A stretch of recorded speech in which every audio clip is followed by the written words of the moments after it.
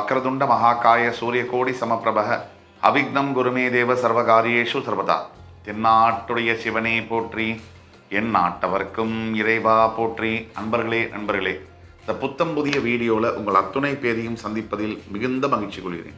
இது உங்களுடைய 9ஆம் தலைவிதி. எங்கே நீங்கள் இருந்தாலும் 4ஆம் இடத்திற்கும் பாக்கியத்திற்கும் அதிபதியாக சுக்கிரன் வருவதனால் திடீர் அதிர்ஷ்டமாக பூர்வீக சொத்தை பெறக்கூடிய யோகம்,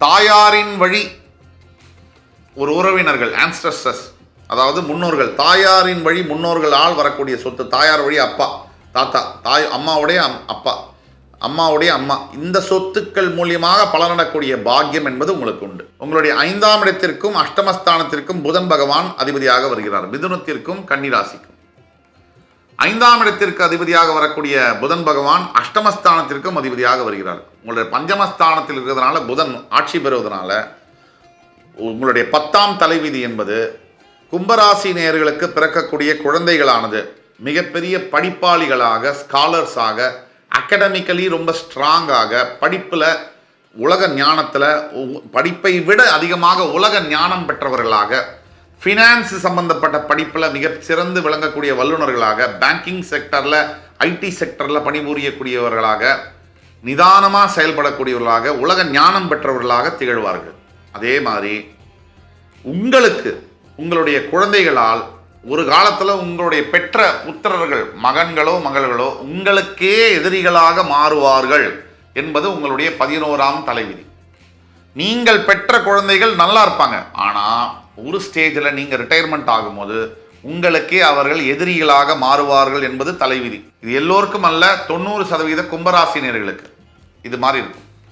அடுத்தது 12ஆம் தலைவிதி. உங்களுடைய 6ஆம் இடத்திற்கு சந்திர பகவான் அதிபதியாக வருவதனால உங்களுக்கு அம்மா, பல கும்பராசினியர்களுக்கு தாயாருடைய உடல் நிலையில் கவனம் தேவை. இது உங்களுடைய தலைவிதி. தாயாருக்கு ஏதாவது உடல் நலக்குறைவு, உங்களை பெற்று எடுத்ததுக்கு அப்புறமா, டெலிவரி ஆனதுக்கு அப்புறமா உடல் சம்பந்தப்பட்ட பிரச்சனைகள் தாயாருக்கு வரக்கூடிய வாய்ப்புகள் என்பது உங்களுடைய தலைவிதி.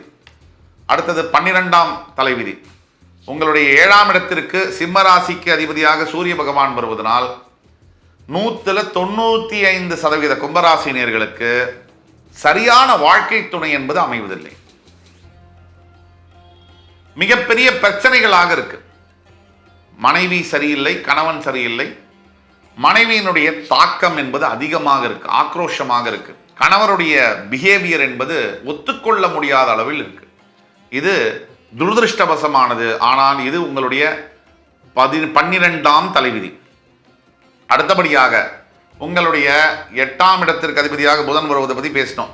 9ஆம் இடம் சுக்கிரன், அதாவது துலாம் ராசிக்கு அதிபதி.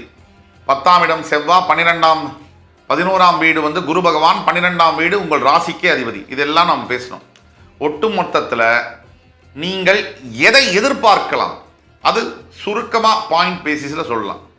பாயிண்ட் நம்பர் 1, கும்பராசினியர்கள் எதை எதிர்பார்க்கலாம்? திருமணம் சம்பந்தப்பட்ட விஷயங்களில் நீங்கள் தான் விட்டு கொடுத்து போகணும். உங்களுடைய பார்ட்னர்ஸ் விட்டு கொடுத்து போக மாட்டாங்க. இதை மனசில் தெளிவாக புரிஞ்சுக்கோங்க. இதை எதிர்பார்த்துக்கலாம்.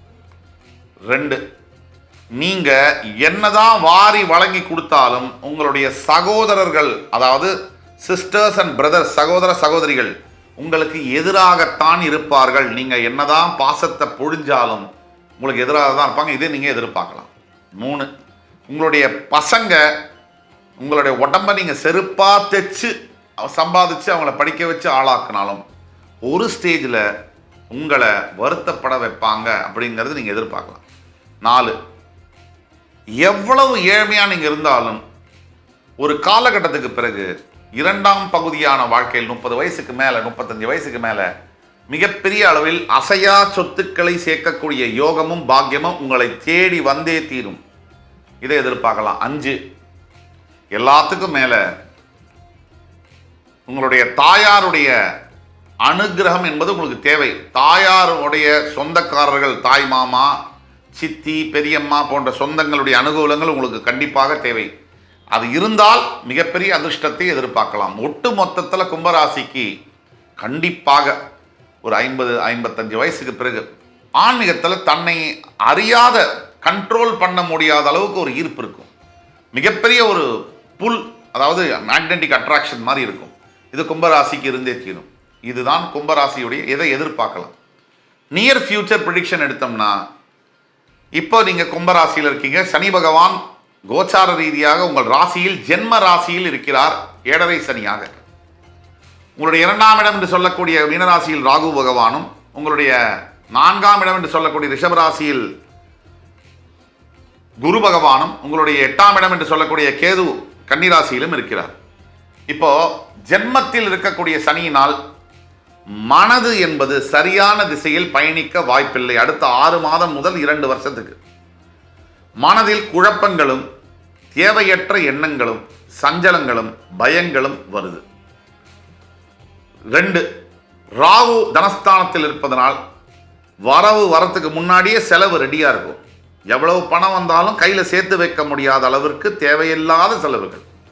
பணத்தை சம்பாதிக்கிறது ஒரு பகை கஷ்டம்னா அதை காப்பாற்றுறதுக்குள்ளே உயிரே போகிற அளவுக்கு இருக்கு. 3, 4ஆம் இடத்தில் இருக்கக்கூடிய குரு பகவானால் ஓரளவுக்கு பிரயோஜனம் இருந்தாலும் கூட சில நிலம், ஃப்ளாட்டு, அப்பார்ட்மெண்ட்டு இதெல்லாம் வாங்கக்கூடிய சந்தர்ப்பங்கள்லாம் ஏற்படுத்தினாலும் கூட தாயாருடைய உடல் நலத்தில் கவனம் தேவை. அஷ்டமஸ்தானத்தில் இருக்கக்கூடிய கேதுவினால் வண்டி வாகனத்தில் செல்லும் போது மிக மிக மிக கவனமாக செல்ல வேண்டும். உடல் ஆரோக்கியத்தை கவனமாக பார்த்து கொள்ள வேண்டும். இத்தனையும் இருக்கு.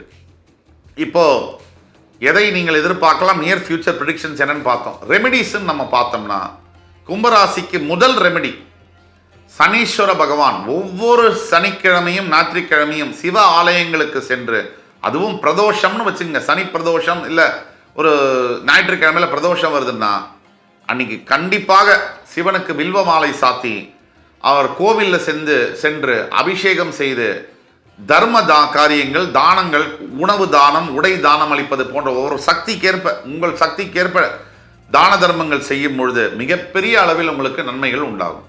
2வது ரெமெடி என்னன்னு பார்த்தோம்னா, அனாதை குழந்தைகளுக்கும் வயதான முதியவர்களாக இருக்கக்கூடிய அனாதைகளுக்கும் உணவளிப்பது, உடை அளிப்பது போன்ற விஷயங்களை தத்து எடுப்பது. அவர்களை குழந்தைய ஆன்லைனில் கூட தத்து எடுக்கலாம். பெரியவங்களை தத்தெடுத்து அவங்கள கூட நீங்கள் வளர்க்கலாம். வீட்டில் வச்சு தான் வளர்க்கணுங்கிறதுல ஸ்பான்சர் பண்ணலாம். அப்படி பண்ணும்போது மிகப்பெரிய அளவில் மாற்றங்கள் தெரியும். 3வது ரெமெடி என்னன்னா, ஒவ்வொரு நாளும் ஓம் நம சிவாய நமக இந்த மந்திரத்தை 108 முறை தவறாமல் காலையில் சீக்கிரமாக எழுந்து குளிச்சுட்டு சுவாமிக்கு விளக்கேற்றிட்டு சொல்லும் பொழுது மிகப்பெரிய அளவில் வாழ்க்கையில் இந்த தியானத்தை தொடர்ந்து செய்யும் பொழுது மாற்றங்கள் நிகழும். 4வது ரெமெடி, உங்கள் அருகாமையில் இருக்கக்கூடிய ஆலயங்களில் இருக்கக்கூடிய பசு மாட்டிற்கு அகத்திக்கீரை செவ்வாய் மற்றும் சனிக்கிழமைகளில் கொடுக்கும் பொழுது வாழ்க்கையில் மிகப்பெரிய மாற்றங்கள் நிகழும். 5வது ரெமெடி, நீங்கள் உங்கள் குலதெய்வம் கோவிலுக்கு வருஷம் ஒரு முறையாவது நீங்கள் அவசியம் ஃபாரின்ல இருந்தாலும் இந்தியாவில் இருந்தாலும் போய் வரணும். இந்த ரெமெடிஸ் எல்லாம் நீங்கள் செய்யணும். ஆக என் அருமைமிக்க கும்பராசி நேயர்களே, இந்த வீடியோ உங்களுக்கு கண்டிப்பாக பிடிச்சிருக்கும்னு நம்புகிறோம், பயனுள்ளதாக இருக்கும்னு நம்புகிறோம். அடுத்து வரும் காணொலியில் மறுபடி உங்கள் எல்லோரையும் இன்னும் பல அரிய தகவல்களுடன், சுவாரஸ்யமான தகவல்களுடன் சந்திக்கும் வரை உங்களிடமிருந்து விடைபெறுவது உங்கள் சுபாஷ் பாலகிருஷ்ணன். நன்றி, வணக்கம், வாழ்க வளமுடன்.